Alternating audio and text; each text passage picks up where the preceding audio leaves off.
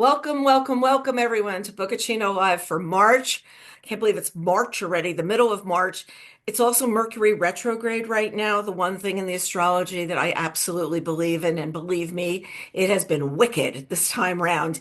It deals with communication, about being able to, flights taking off on time, arriving on time, messages getting to and from. So just know it's been a little crazy these last couple of weeks as a result. And I feel like, maybe we can making some progress when that goes away on March 20th. So here were your top picks from February. This is always one of our favorite things to take a look at.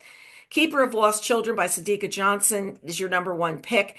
It's absolutely terrific. I highly recommend it. I highly recommend it for talking to book clubs. It's one of my bets on selections. We've got a great interview with her. I'm listening to More Than Enough by Anna Quinlan right now. I was at an interview with her. Absolutely terrific. Astro Library by Kate Quinn hit really high on the New York Times list. I think that it's something that's different for her that a lot of people are saying they're enjoying. Tayari Jones, we know she is the Oprah pick. Yes, she's the Oprah pick once again, like she was for American Marriage. And we've got Kin. I listened to this on audio. I highly recommend it simply because the voices are so strong. And I think you want to hear the dialects and everything as you're reading. This is Not About Us by Allegra Goodman. Yep, that apple cake that has the fight going on with everybody. Where the Flowers Grow by Tara Sheldon Harris. Beautiful book, and also a lot about flowers and about this woman who escapes. She escapes when her jail bus is overturned, and she's a convict on the run. And Good People by Patmina Sebiet. I don't remember what this one is about, but I remember when we were presenting it, I said, this sounds really terrific. So obviously you thought so too, to make it one of your top picks. So let's start with fiction. We're going to start with The Golden Boy. This is one of the books that came up during book group speed dating. When you see that down at the bottom, that means that's one of the books that publishers were talking about, that they said was going to be something that was going to be big, that they felt that they were sort of putting their bets on. And I spoke with Patricia Finn this week. I interviewed her, and that should be up on Friday. So, after an involuntary retirement from his high-flying Hollywood career, Stafford Hopkins has retreated to a luxury estate on Maui, along with his wife Agnes, both grimly resigned to life in paradise where neither feels fully at home. And when I opened this book, I sat there and I was reading and I was like, oh, another book about rich people living in Hawaii. And then it goes on, it becomes a lot more. He's ready to retreat into himself, and a letter arrives with shocking news. He's been made guardian of 4 children he didn't know even existed, the grandchildren of his late childhood friend Bobby Shepherd, whose ghost he can no longer ignore. Something happened between him and Bobby when he was young, and as a result, that's going to play into how he's feeling about going back to see these children. So, returning to both Hardscrabble farming town where he grew up and the dark secret he's tried to forget for decades, he's forced to confront his past in order to rebuild his future and to redirect the fates of his family and these 4 young people suddenly in his care. And it's really interesting. The book is broken into 3 sections. The beginning is in Maui. Second, we start to learn around about the backstory, and then we learn more about these children. And then we go into the 3rd section. So, Golden Boy, very, very different. She's a first-time writer, 71 years old. I love older debut writers. Next from Rebecca Searle, we've got Once and Again. It's out this week. The women of the Novak family were each born with a gift. They can just once turn back time. Lauren has known since she was 15 that her mother Marcella saved Lauren's father from a deadly car accident. Dave is alive and happy and out on the Malibu waves. But ever since Marcella, her power spent, has lived in fear of what she would not be able to reverse. Think about that, if you had just one chance to turn back time. So one summer, Lauren's husband takes a job in New York, and she moves back to her childhood home on the shores of Malibu. And she looks forward to surfing with her dad again, and perhaps repairing an unspoken fracture in a relationship with her mother. But what she doesn't expect is for the boy next door to return home as well. Stone, her first love, who broke her heart nearly a decade ago. She falls into her familiar pattern. She finds herself thinking about all the choices that brought her to this moment and wondering, finally, if one of them should be undone. So there we've got Once and Again. I always love to say that Rebecca Searle, when she was in, I think it was about In 5 Years, might have been the book before that, in 2020, she was my last interview in the office before COVID broke out. And I got sick a couple of days later, and I was terrified that I'd made Rebecca sick as well with COVID. So I didn't, but I was like, oh, that's really good. Next, we've got The Fountain from Casey Sheska. If you recognize that last name, yes, her father's John Sheska, the children's writer. Casey also wrote a memoir years ago with her husband about their travels abroad that we absolutely loved. So she contacted me a couple weeks ago. She says, "Hey, Carol, I got another book coming out." And I was like, whoa. So coming on March 17th, here we've got Vera Van Valkenburg hasn't been home in 188 years. But now Vera, forever 26 and able to heal from any wound, has returned to the Catskills. Whatever made her family immortal happened here. And if she can uncover it, maybe she can reverse it. After nearly 2 centuries, an endless sequence of unnoticed, meaningless lives, and soul-shaking incident in the desert, she longs to be released. Posing as a newly arrived forest ranger, she quickly blends into the upstate community and learns of something curious and disturbing. Mysterious, well-funded company is snapping up local property. But when her brother, a fellow immortal, shows up, accompanied by a woman whose face is incredibly familiar to Vera, the purpose of her return gets clouded. Vera is in a race against time to figure out what caused her condition before someone else does. And it's interesting. Casey and her husband own a place up in the Catskills, and they a rental where they rent out rooms. And I always loved seeing her stories when she was first starting this about what she started out. So it's not surprising to me that the story is set up there. I can't remember the name of the place, but I've always wanted to go up there and just visit because she pulled together something really terrific. Next, we've got Life, a Love Story by Elizabeth Berg. It's coming out also on March 17th. As 92-year-old Florence Flo Green nears the end of her life, she writes a letter to Ruthie, the woman who grew up next door to her, describing the times Flo is leaving Ruthie in her will, the item she's leaving her in her will. But as it goes on, telling surprising stories of those little things Flo will leave behind, an unforgettable portrait of the life she lived emerges. Letter starts off as an autobiography in things, but it turns out to be so much more than that. Ultimately, it will transform Flo and those around her. In the time she has left, Flo decides to take herself up on tiny dares, and as the adventures lead her to make new friends, she helps them find the fulfillment that living a full life has led her to understand. So there we've got Life, a Love Story. Next from Abby Jimenez, we've got The Night We Met. It's coming on March 24th. In everyone's life, there's a split-second decision that can change everything. For Alyssa, it came when choosing who to ride home with after a concert. That night, she had no idea she'd met the perfect man. She and Chris are great friends. They're co-parenting a slightly unhinged rescue Yorkie, sharing their favorite books and judging bread. Pumpernickel for the win. But for the first time amid her side hustles to scrape by, things finally feel easy. But she didn't choose Chris to drive her home all those months ago. She went with his best friend and he became her boyfriend. All Chris wants is for Larissa to be happy. And standing by on the sidelines is slowly killing him, but making a move would destroy someone else. How can something feel so right be absolutely impossible? So there you've got The Night We Met. There's all those split seconds in time. It's giving me an idea. I want to write a book someday, and I'm noodling how to do it. That's a good idea, the split second. Here we've got The Python's Kiss by Louise Erdrich, which is coming on March 24th. Written over the past 2 decades, Louise Erdrich's magnificent story collection features a range of characters. A tribal newsletter editor whose son tells her a story that nothing in her experience can encompass. Immigrant farmers whose tenuous hold on the earth and sanity is challenged. And ordinary people, bird lovers, artists, grade school teachers, and romantics. A girl decides to spend her life with a stone. A man is confronted with a folk-singing thief. A woman enters a corporately owned afterlife to seek revenge on her father. Accompanied by specially commissioned artwork by Asa Erdrich Abe, an intimate and revelatory creative collaboration between mother and daughter, these stories offer an opportunity to celebrate the wisdom and brilliant, wide-ranging imagination of one of America's most important writers. There's Python's Kiss. Really cool cover. And I like, oh, you see with this illustrations with her daughter's name there. I like that.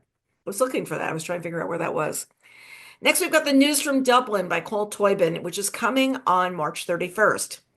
Once again, we've got 11 stories in the news from Dublin, transport readers across continents and eras. Journey to Galway. A mother has learned of the death of her son, a fighter pilot in World War I, and travels to Galway to inform his wife and their three now fatherless children. Sleep, originally published in The New Yorker, explains the rift between two lovers as one of them cannot reckon with his grief and fear after the death of his brother. Death again is a central character in the title story, The News from Dublin, as Maurice Webster travels to Dublin to try to save his younger brother who is dying of tuberculosis. Maurice must petition the health minister for access to a new experimental drug, and this is the only hope. So you know him as the author of Long Island and Brooklyn. Next, we've got Ruins from Lily Brooks Dalton, which is coming on March 31st. Once again, a title that came up during speed dating. Professor Ember Ogney is a rising star in archaeology, trying to balance an unfulfilling career in academia and a crumbling marriage, all while pursuing her true passion, unearthing a lost empire that no one else believes existed. Just as she's about to give up on the ambitious expedition that she has spent a decade trying to fund, a message arrives from overseas.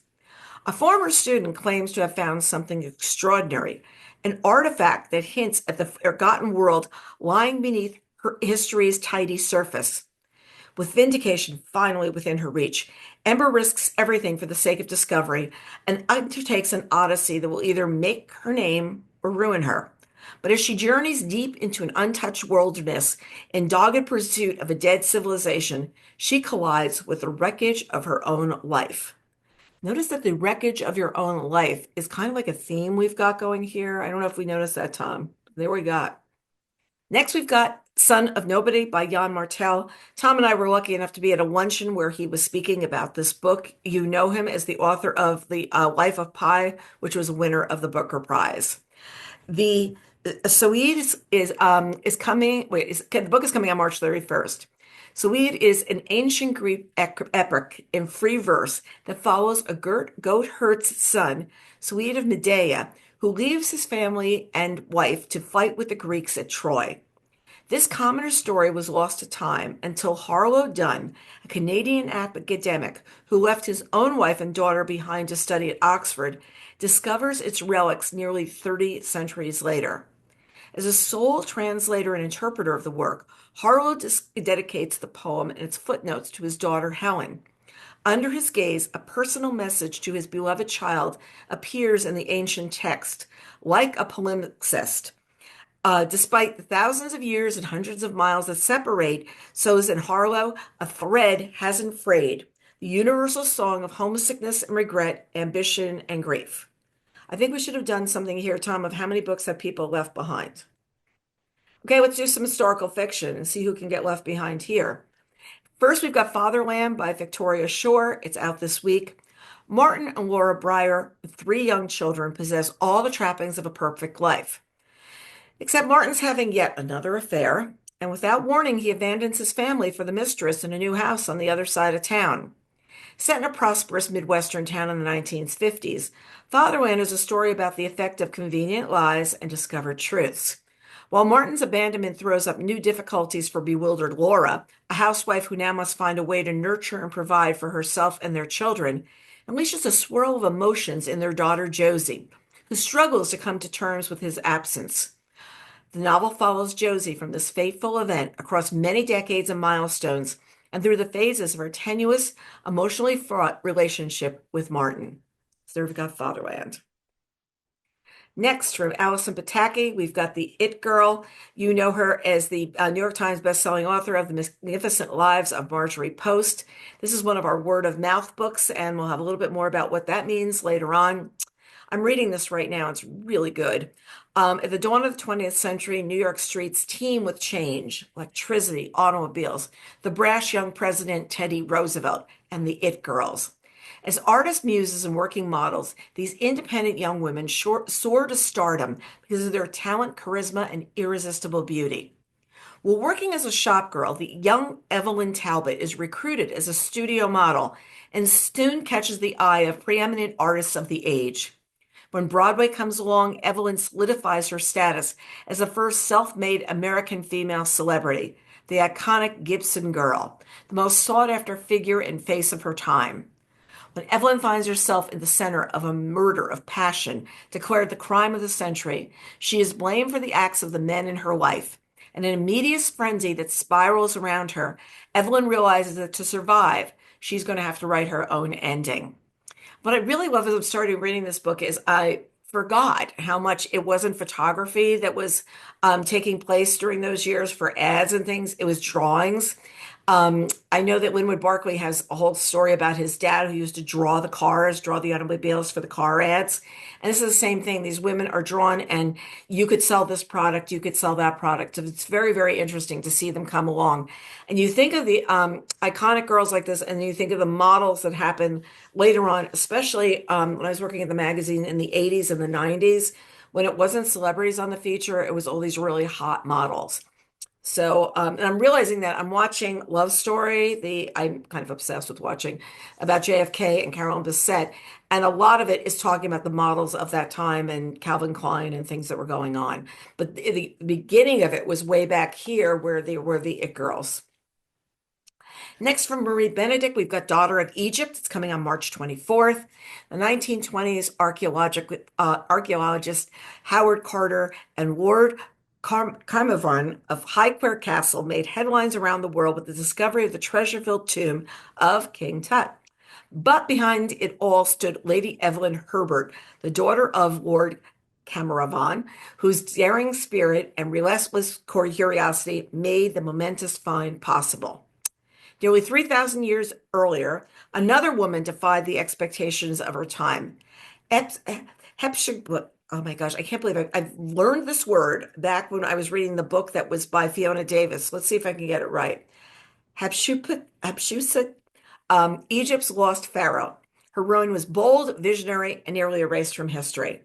Evelyn becomes obsessed with finding her secret tomb, and she risks everything to uncover the truth about her reign and keep valued artifacts in Egypt, their rightful home. But as danger closes in and political tensions rise, she just must make an impossible choice: protect her father's legacy or forge her own. And for anyone who's read Fiona's book, which really took place in Egypt, if you pick this book up, you're going to see a lot of parallels of things that are going on and what's happening in the story. And she takes it to another level. Next, we've got The Moonlight Runner by Karen Robards. It's coming on March 24th. Ireland in 1918, in a world brutalized by the Great War and devastated by the Spanish flu, 22-year-old Ryn Carmichael is suddenly pulled into the War of Independence when Donald O'Reilly, the boy she has loved for most of her life, takes up gun running in support of the revolution. Raised in a small Irish village on the shores of Donegal Bay, Ryn is working as a nurse in a convalescent home for soldiers wounded in the Great War when she overhears a British officer gloating over the trap that has been set for Irish gun runners, bringing a boat full of smuggled arms ashore. Knowing that Donald must be involved, she rushes out at midnight to warn the incoming boat, only to find herself caught up in a terrifying and tragic series of events. Pam Jenoff said this is enthralling an epic tale of love and female heroism. Next, we've got some thrillers and mysteries. I'm going to start out with Judge Stone, which is written by Viola Davis and James Patterson. Very interesting combination. It's out this week, and I believe we're reviewing it this week as well. The most respected citizen in Union Springs, Alabama, population 3,314, is Judge Mary Stone. She holds two responsibilities sacred: running her family farm and presiding over her courtroom. It's there that she draws the most controversial case in the history of the South. Criminally, it's open and shut. Ethically, there's no middle ground. Essentially, it's a choice between life and death. No judge can satisfy everyone. It would be dangerous to try. But Judge Stone is willing to fight to bring justice to the people and the place that she loves. So there we've got a combination written by Viola Davis and James Patterson. Next, we've got Served Him Right by Lisa Unger, also out this week. It's another word of mouth selection. I'll tell you what that means later on.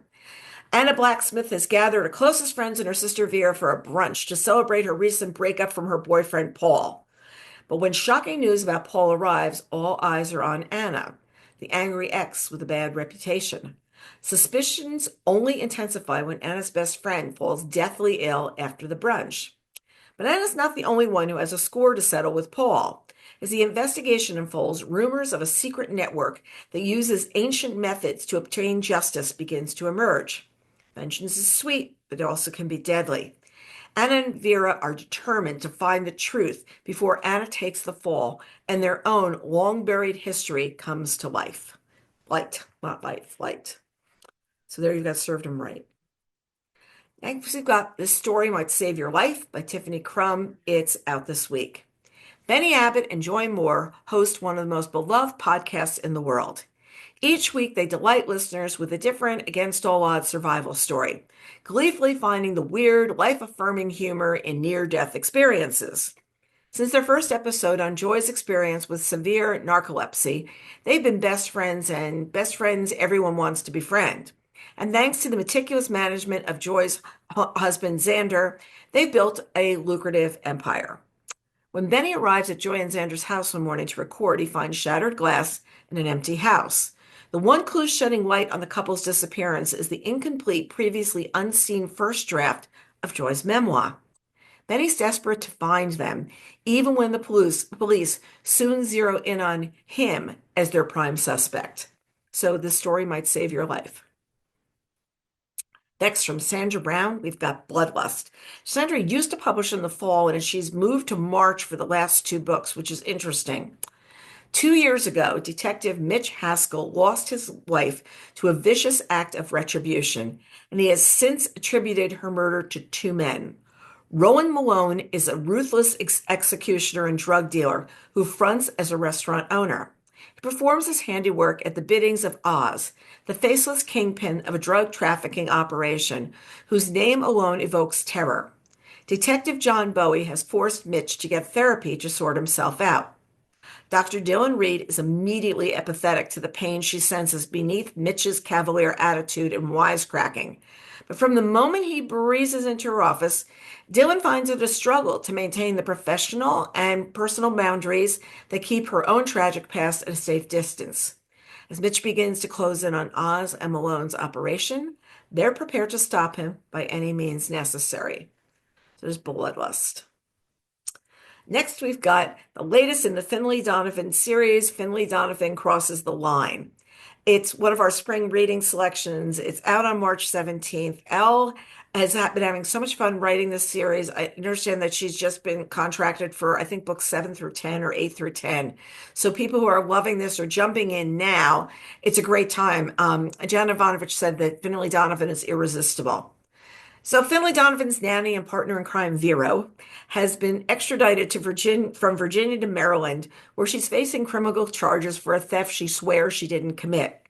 As a prisoner to an ankle bracelet as she awaits her trial, Vero is forced to live with her overbearing mother and nosy aunt.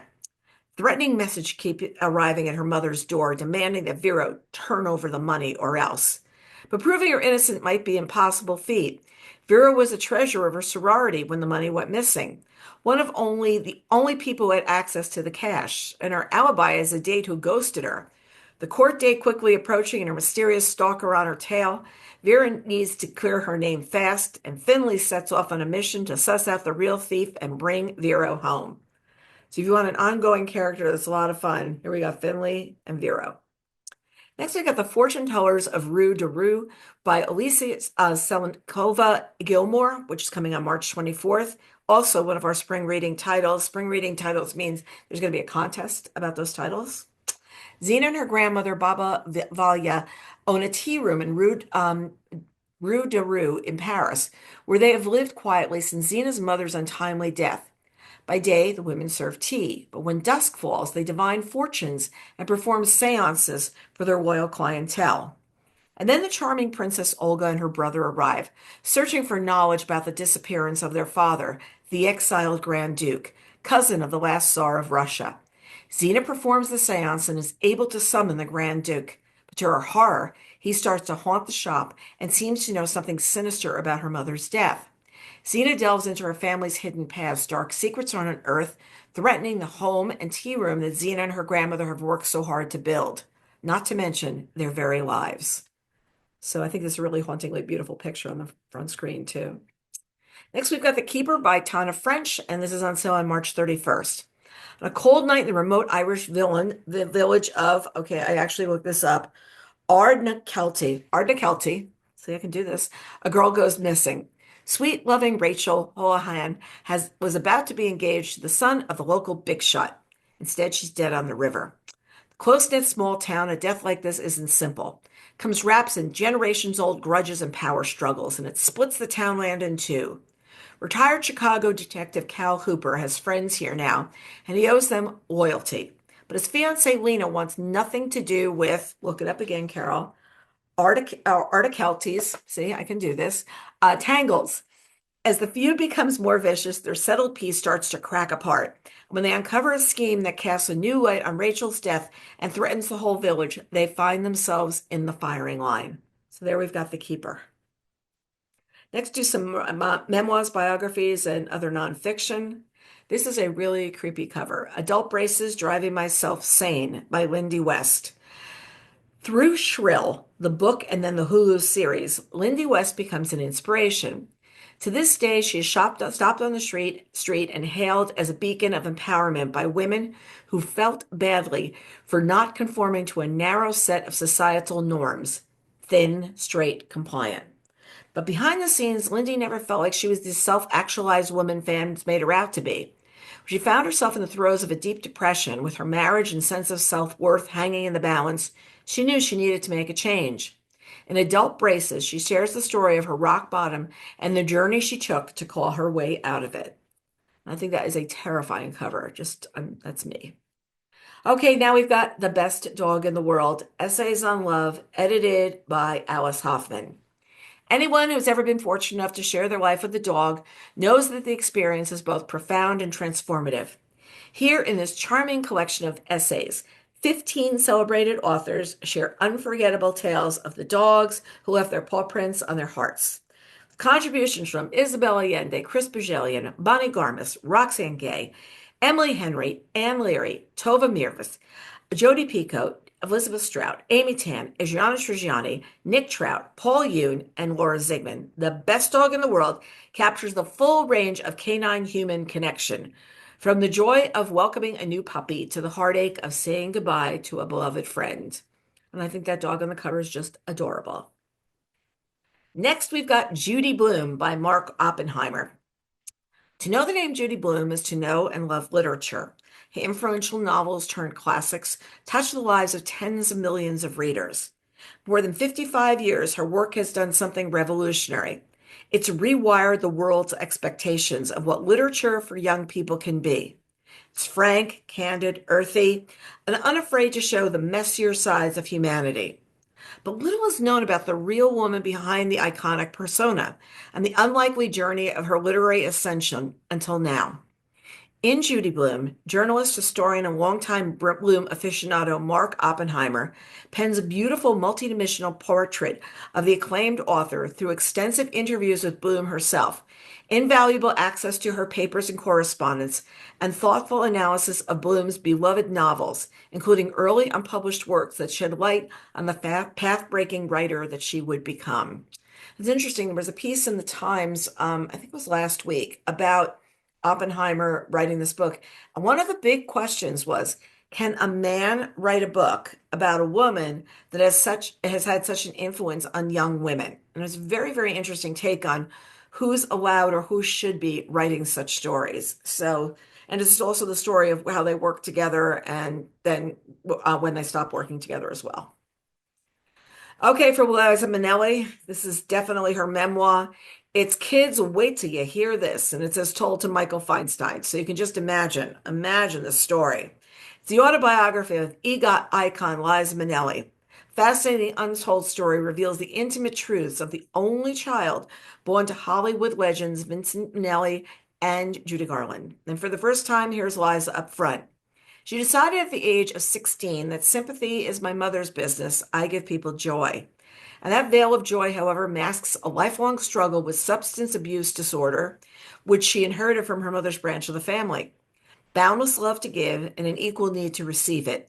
Broken marriages, multiple miscarriages and hospitalizations, the highs and lows of unparalleled artistic success and lifelong friendships, as well as chronic anxiety and the threat of financial ruin. Despite every challenge, life is wrapped in laughter and a tremendous capacity to give and receive love. And today at 80, she opens her heart, mind, and memories, sharing secrets we never knew. So there's the Liza Minnelli. I feel like I should be tap dancing out to do this. Next, we've got North of the Ordinary, which is by Sue Atkins with Michael Vlasides. In the raw, untamed wilds of Alaska, only a rare few figure out how to survive. Sue Atkins, the breakout star of National Geographic's long-running TV show Life Below Zero, is one of them.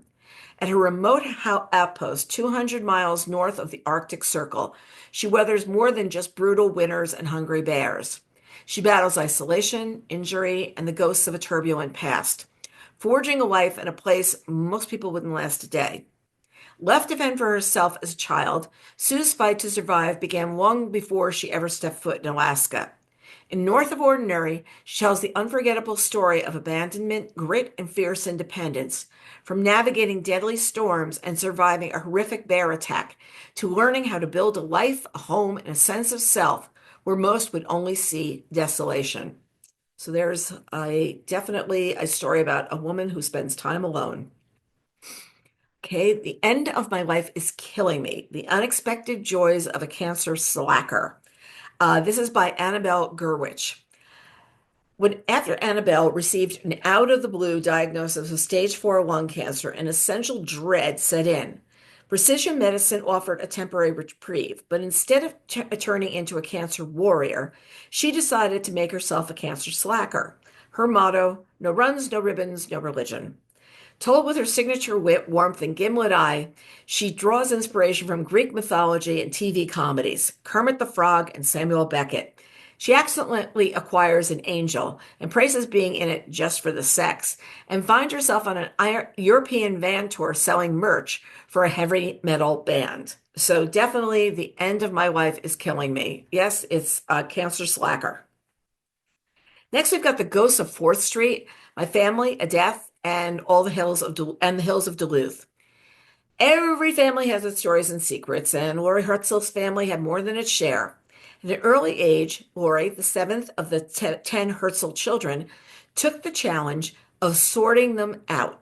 Not alone enough to be one of the big kids, yet too old to be one of the 3 little kids, she spent most of her time alone, reading, wandering, and observing her family as they moved around her in their house in Duluth. Though her parents were not warm, there were moments of closeness in those years. But everything shatters after the sudden death of Lori's oldest sibling, 18-year-old Bobby, when she's just 9 years old. And moving back and forth in time, she reflects on Bobby's death and what happens to a family story when no one can talk about a tragedy and it's tall. So there's The Ghosts of 4th Street. But April titles to look to. And Tom Donadio has figured out that now we're doing the second half of the month. We have this whole complicated thing because February is a short month. He's my math major at figuring out what we tell you and what we share when about books.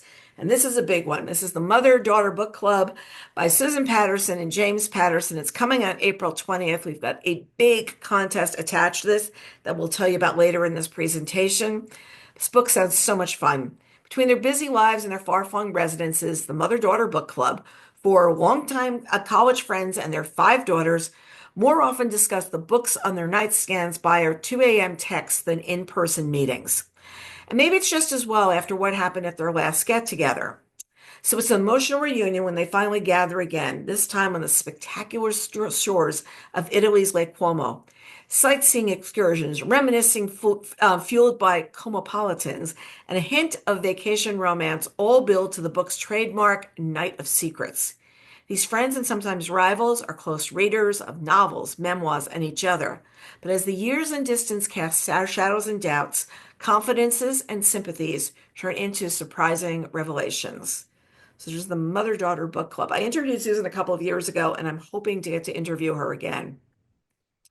Next, we've got Last Night in Brooklyn by Xochitl Gonzalez, which is coming on April 21st. You might remember her of the best-selling author of Olga Dies Dreaming. Came out a couple of years ago. Here we've got Spring, it's 2007. At 26, Alicia Canales Fortin feels smothered by her future.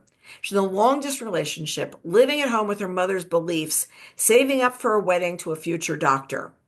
But after Alicia ventures out one night in the neighborhood of Fort Greene, Brooklyn, she finds herself lured by the siren song of youth and possibility that the striving crowd of creatives holds, and she moves in. No one embodies this milieu more than Garza, a larger-than-life up-and-coming fashion designer whose epic house parties fuel neighborhood lore. Lagarza's life, observed by Alicia from her apartment across the street, seemed to hold the allure and fearlessness that Alicia has never dared to imagine for herself. And when her wealthy banker cousin moves to the neighborhood, she finds herself increasingly drawn to both his and Lagarza's precarious lives. So there's The Last Night in Brooklyn. Next, we've got Liddy, and it's coming from James Smiley on April 21st. It's Christmas, 1857. America's future is precarious. Civil war looms on the horizon. After her abolitionist husband is murdered in the Wallace, Kansas territory, Liddy Newton returns home in mourning to her hometown of Quincy, Illinois. But her sisters have little comfort to offer, and Liddy is haunted by the memories of her failures until she takes a new interest in her niece, Annie. Annie becomes an actress at the local theater, and when she's offered the opportunity to perform abroad, she decides to run away. Travel's dangerous for a young unmarried woman, so Liddy, armed with her pistol and her wit, goes with her. Two women embark on a perilous journey across the Atlantic, rushing to an unknown future in England. And once they arrive in Liverpool, they vanish into new roles as the household of Annie's benefactors, Mr. Morley Cunningham. But will either of them be content with her new lot in life? And she's the Pulitzer Prize-winning author of A Thousand Acres. Next, we've got Mad Mabel coming from Sally Hepworth. Love Sally. We didn't have a book from her last year. Really looking forward to this one coming April 21st. And she is going to be touring in the States, and I'm hoping to catch her when she's here in Princeton, New Jersey. Elsie Mabel Fitzpatrick is 81 years old and has lived on her idyllic street, Kenny Lane, for 60 years. Aside from being a curmudgeon who minds everybody's business, you would expect that Elsie has a past that she has worked exceedingly hard at concealing. Because when it comes to murder, no one ever expects little girls or old ladies. And Elsie Mabel Fitzpatrick, once a little girl and now an old lady, has a strange history of people in her life coming to a foul end. When a new little girl moves into the neighborhood and stops at nothing to befriend Elsie, her carefully constructed life threatens to come crashing down as the secrets in Elsie's past start coming to life. Who was Mad Mabel 50 years ago? Who's Elsie Fitzpatrick today? And if the past has a habit of repeating itself, who has the most to lose? So there's Mad Mabel. Next, we've got The Mountains We Call Home by Kim Michelle Richardson. Probably going to remember her as the New York Times bestselling author of The Bookwoman of Trebleson Creek. We did one of our Bookaccino Live book club groups with this a while ago, and I see why it's a book group speed dating title now. It's coming on April 21st. It's a standalone and companion novel to the Bookwoman of Trebleson Creek series. Our heroine for the ages, legendary bookwoman Cussie Lovett, returns home.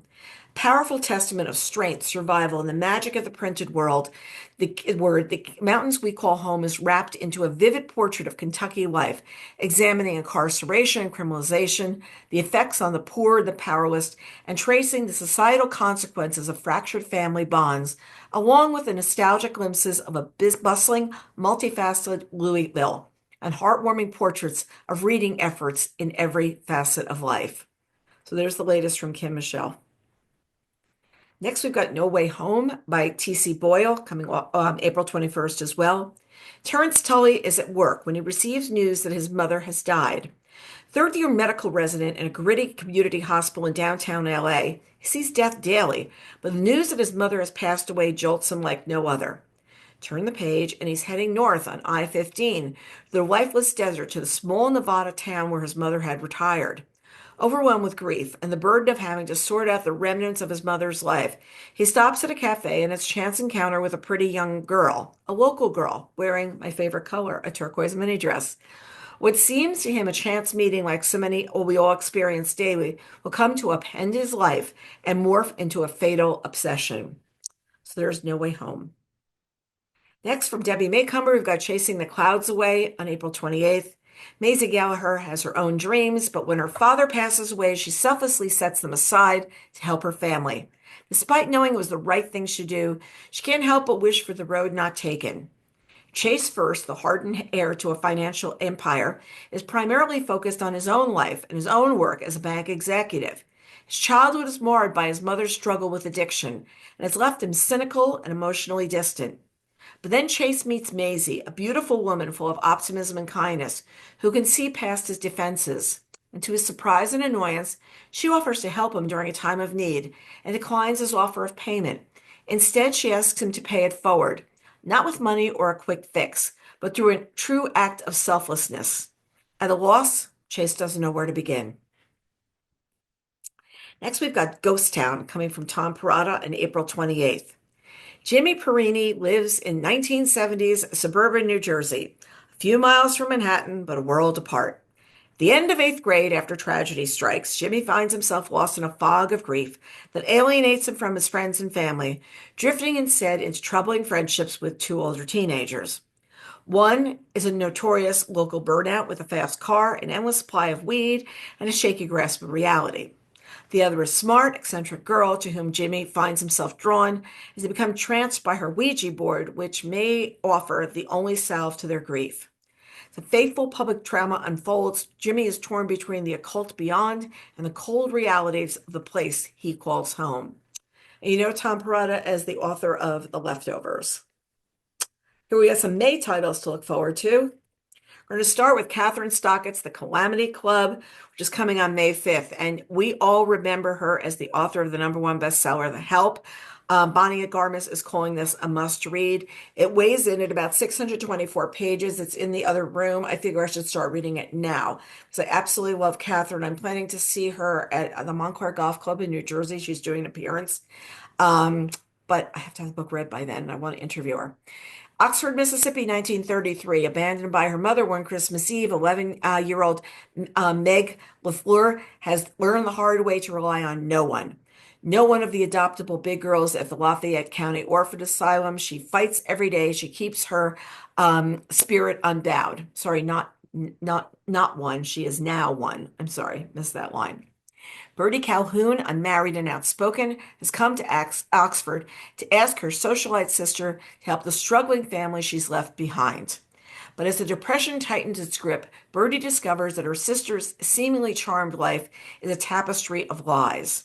And then Bertie encounters Charlie, a woman running low on luck with little left to lose. And when their fates and Meg's converge, Charlie comes up with an audacious plan to claim what's rightfully theirs. But in a place and time where hypocrisy is rife and women's freedom is fragile, even the smallest act of defiance can have dangerous consequences. Like I said, I'm looking forward to this. And look, I have a sweater that will match to interview her.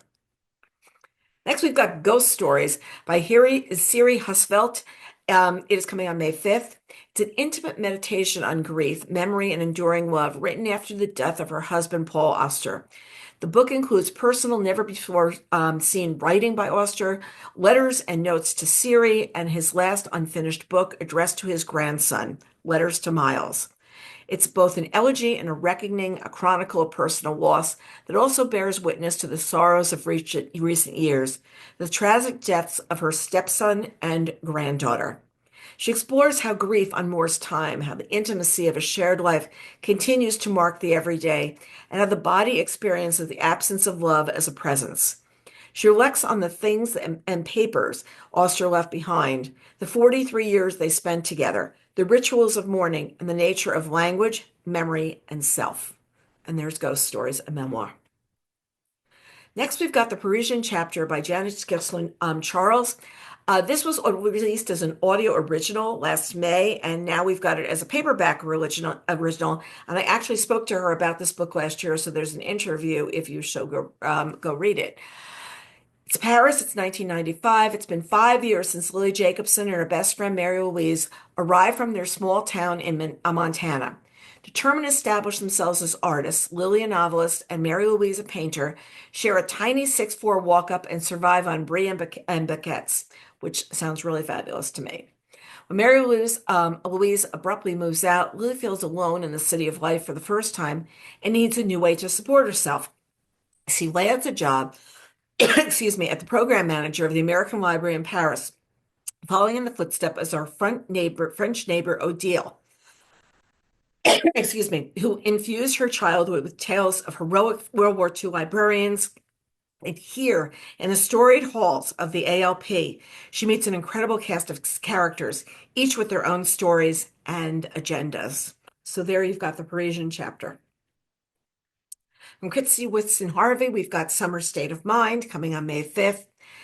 After the worst day of her professorial life, burned out Nikki News.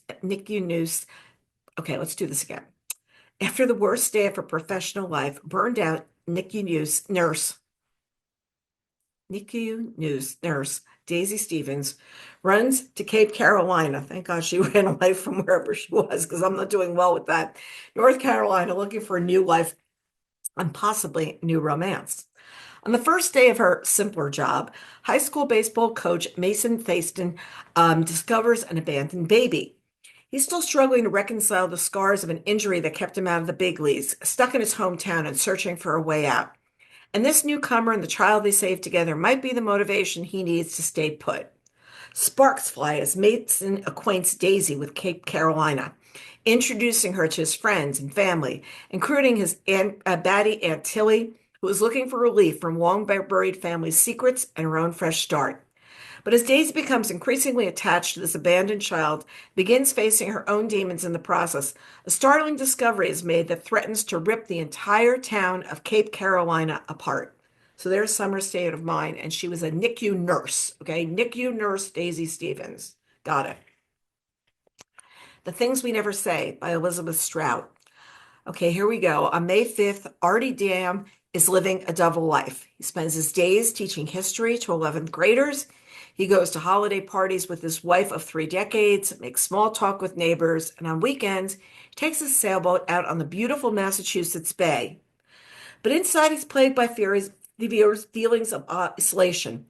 He looks at a world gone mad and himself and the people around him and turns a question over and over in his mind. How is it that we know so little about one another, even those closest to us? And then one day, Artie learns that life has been keeping a secret from him, one that threatens to upend his entire world.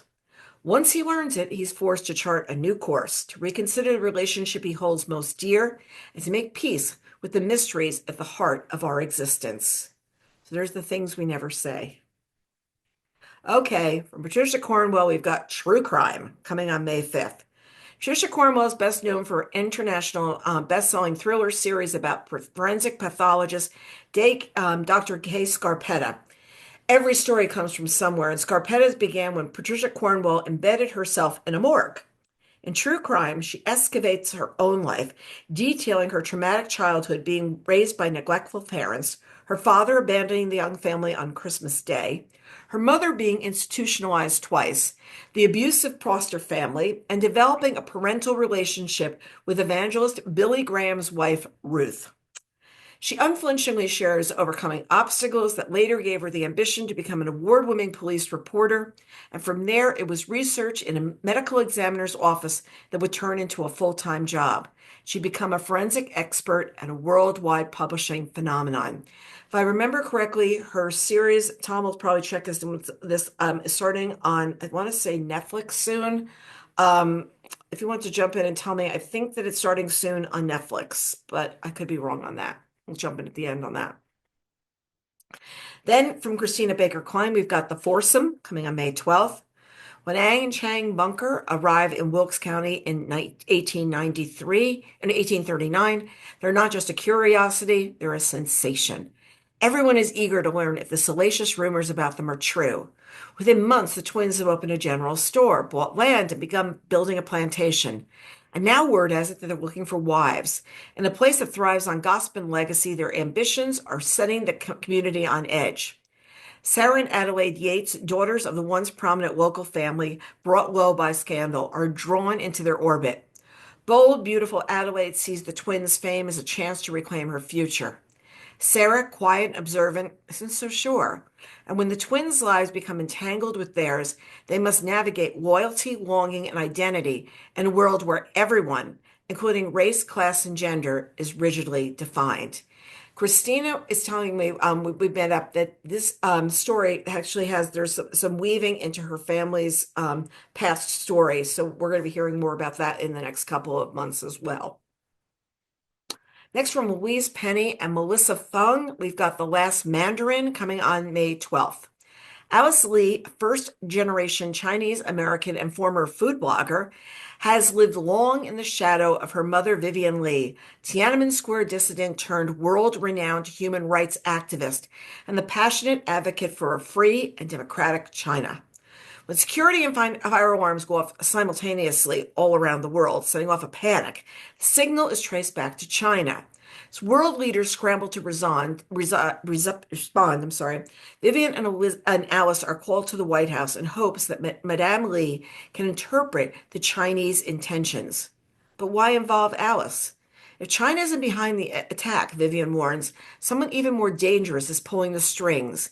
A mother and daughter must join together to overcome their estrangement if they have any hopes of preventing global collapse. So there's the latest from Louise Penny and writing with Melissa Fung. Next, from Michael Connolly, we've got Ironwood. Detective Sergeant Stillwell knows that his posting on Catalina Island is no paradise, but to most residents, it seems blissfully separated by 22 miles of ocean from the troubles of LA County. But now a threat's coming to his safe haven.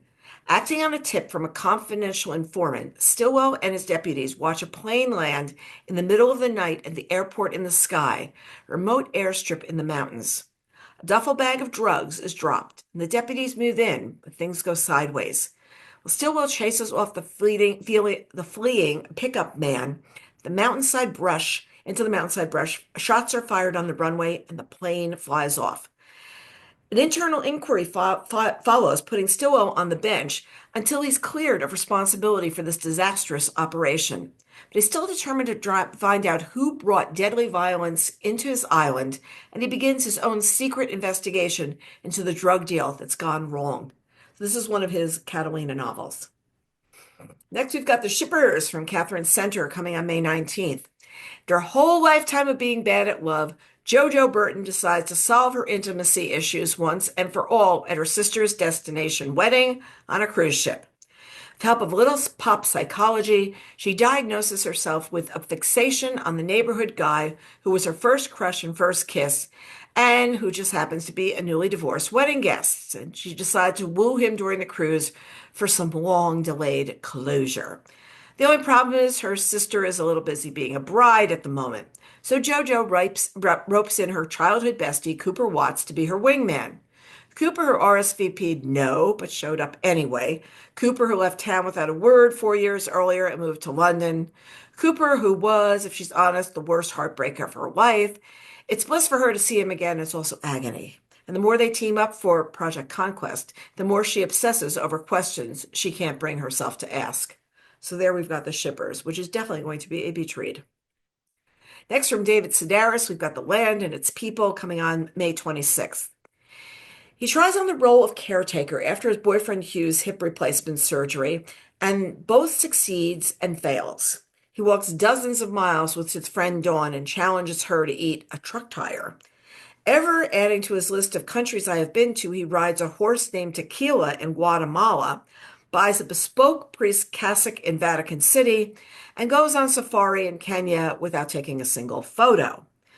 There is sadness here. Scrolling through his address book, he realizes how many dear friends are now deceased, but also delight. He revels in authors' biographies, the malapropism that becomes a decades-long inside joke, and a pair of well-made cotton underpants. Okay? Throughout these essays, Sedaris shows how much there is to marvel at when you keep your head up and your eyes open, as observing with warmth and curiosity this fascinating human species and the lands we inhabit. I am hoping that he is the person who narrates this, because if so, this sounds to me like something that I would want to listen to. Next, from Matt Haig, we've got The Midnight Train, which is coming on May 26th. No one can change the past, but the midnight train can take you there. The chance to relive the moments that meant most, to see what kind of person you really were. For Wilbur, his best days were with Maggie, the love of his life. on his honeymoon in Venice before he gave it all away. He wished he could go back and live differently, but to do so, he risks everything. And we know Matt is the best-selling author of The Midnight Library. So now we're on a train. Okay, we've got some notable paperbacks coming out this month. The Demon of Unrest by Eric Larson, The Maid's Secret by Nita Prose, Queens of Crime by Marie Benedict, Soul of a Woman by Isabel Allende, Stories She Left Behind by Patty Callahan Henry, The Antidote by Karen Russell, The Love We Found by Jill Santopolo, The Paris Express by Emma Donahue, Lee Child and Andrew Child's Reacher Exit Strategy, Harlan Coben's Nobody's Fool, Fever Beach by Carl Hyacin, and King of Ashes by S.A. Cosby. Okay, these are my bets on selections so far. It's The Laura Days, First Time I Saw Him, Ashley Elston's Anatomy of an Alibi, Strangers by Belle Burton, which somebody in my book group just told me that woke up at 4 o'clock this morning to finish this book. I'm hearing that from so many people that they're like loving this book. I'm hoping my book club picks it soon to read because it's just so good. My Husband's Wife by Alice Feeney, Blade by Wendy Walker, who I was thinking about constantly during the Olympics, Keeper of Lost Children by Sadika Johnson, and I will be writing about Mary Q because it's not her, which is absolutely terrific. It got it right down to the last page. Okay, the two recent interviews are with Sadika about the Keeper of Lost Children and Wendy Walker about Blade. Wendy was once training to be a like Olympic skater or an amateur skater, and she's got a lot of what her background was in this story. Okay, talk special contest before. Yep, here we go. You want to win one of 25 copies of the Mother-Daughter Book Club by Susan and James Patterson. So to do this, contest is open until this Friday. No, next Friday, March 20th. So what you want to do is we want you to read the book and share your comments on it and figure out some questions for Susan for an upcoming interview. So if you pledge that you're going to read this book, this is the book pledge. I am going to read it. I think we have till April 17th for you to read it. Once the winners, we're looking for everybody to respond. So we have 100% attendance. And from there, we can turn some questions over to Susan as well. Next, we've got, okay, everybody talks about The Correspondent. Everybody talks about Theo of Golden. If we're going to make a troika here, this to me is the third book, and it's When the Cranes Fly South. It was one of my book reporter bets on selections last year. Lisa is Swedish, Lita Ridskin, and we want 25 people to share their comments on it and come up with questions for me to ask Lisa. She's going to be doing an afternoon Bookaccino live book group event with us in April because she lives in Sweden, which is 6 hours away. So we're going to be doing something at 1 o'clock in the afternoon. And the deadline for your entries is Friday, March 13th. I really want feedback from people about this book. I want to hear what you're thinking and feeling. I walked away and it was a very, very emotional experience reading it and thinking about things through this man's eyes. So highly recommend When the Cranes Fly South. Enter the contest, and we'll be talking to Lisa later. Okay, and there's another special contest to win Last Call at the Savoy by Brisk Carlton. It's on Reading Group Guides. 3 books are going to win up to 12 copies of the book and a chat with her in May and June. So if you want to win that part of the contest, you got to vow with your group, cross your heart, that you're going to read this book and chat with her in May or June. She talked to our group. We had a fantastic time. The woman's also run three Tonys for doing production on Broadway shows. She's very, very well versed on what goes on Broadway, and we'll happily talk about that as well. She's an early investor in Hamilton. Just great stories about what's going on.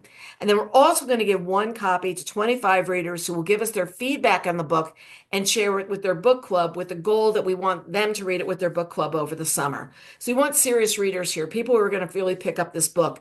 Deadline is Monday, March 16th at noon for this one. And it takes place at the Savoy Hotel. And there's a whole thing about the bartender who was one of the original bartenders there. And it's just a really fun story because it's got a great present day with 2 sisters and this backstory. My group read it, loved it. And we loved it so much that we had her on with us in January, though we had read the book in December. So something else to think about entering. We've got our spring reading contests. We've already done That's What Friends Are For last week. We've kept the contest for daughters by Corinne Demas open, and that is going to be open until tomorrow, Thursday at noon. It's a terrific story about a young woman who comes back from her home in California where she's married and she has her daughter, and she brings her daughter back with her back home, and no one knows why she's there, and everybody wants to fix while she's there. And it's really the story about mothers and daughters and families, and it's the grandmother, the daughter, and this her young granddaughter. And at the same time, it's a story about universal family and what happens to families along the way. And the rest of the books you can see here, we'll be doing this on Tuesdays and Wednesdays through the rest of the year. So you have to stay on top of this. I think they run through the beginning of April, end of April, end of April, end of April. Okay, I talked about a word of mouth contest. This is where you enter and tell us what you've read, what you are reading right now. You don't tell us about these books. You tell us unless you're reading these books right now. You enter by Friday, March 20th at noon to win one of 3 copies of The It Girl by Alison Pataki and Served 'Em Right by Lisa Unger. We pick really big books here. You get to win 2 of them. All we need you to do is go in and tell us what you're reading right now on Book Reporter. Just jump in there, tell us what you're reading, tell us about the book. We have the amazing Melanie Steinberg who edits that section for us. If you spell the name of the author wrong or the book wrong or anything, you don't have your punctuation right, Melanie's going to jump in there. She's terrific. So here's what I want you to do. You want to win these books, but to win, you have to enter, which means you have to tell us what you're reading. Okay, we are going to do a Bookaccino Live spring preview evening event, for all the people who actually work during the day, the people who don't have time to be watching this during the day. We're going to do an evening event next Wednesday, March 18th at 8 o'clock at night. And sign up is available already on Book Reporter and Reading Group Guides. Tell friends, tell everybody who's not free during the day and hasn't been able to see this event. Feel free to check in with them and say, this is something you want to come to. Okay, we've got a lot of events coming up as well. We've got Patrick Ryan discussing Buckeye, which is a New York Times bestseller and one of my Book Reporter bets on picks. I listened to this on audio last year. He is coming on Wednesday, March 25th at 8 o'clock. Sign-ups available on Book Reporter, Reading Group Guides. If you want to ask Patrick a question, there's a way to be able to go, enter what your question is going to be, and you can come on stage and ask the question, or I can ask it for you. And during that night, there'll be chat with the audience, and there'll also be a Q&A section with him as well. Terrific book. If you haven't read Buckeye, heartily recommend picking it up. And then, as I told you, Lisa Ritzkin will discuss When the Cranes Fly South, the international bestseller, and one of my bets on picks on Thursday, April 23rd at 1 o'clock. And signups available on TBR Network /events. Crane Flies South is not a long book, so you can definitely, have plenty of time to read it by April 23rd. And one more, we're trying to get you everything in advance. Laura Dave is so excited about coming to join us in April. For the first time I saw him, instant New York Times bestseller, Book Reporter bets on pick, a Wednesday, April 29th at 8 o'clock. And what makes this really fun is the show, the show, which is the last thing he told me, season 2 will be finished by then. So if you're watching that, you'll be able to talk to her about that as well. So Laura's terrific. It was just announced that her last book, which is The Last Time We Saw Him, I don't know how I keep these all straight because this is one of the days I'm actually keeping it straight, has been picked up by Netflix. And she and her husband, Josh Singer, have actually written the screenplay for that. So that one, I believe, is going to be a film. I don't think it's going to be a series. So there you've got a lot going on. And our next Bookaccino Live preview event will be in the afternoon. The afternoon event will be looking at books from April 7th through May 5th and a peek ahead of June. And it's going to be Wednesday, April 8th at 2 o'clock in the afternoon. There's 2 days after Easter, so I will hopefully have little jelly beans here that I'll be eating while I'm talking to you. So many thanks to our intern Isha who helped us build this presentation. We really appreciate it. We know there's a lot of work that goes into this. So to everybody, look forward to seeing you next time for Bookaccino Live.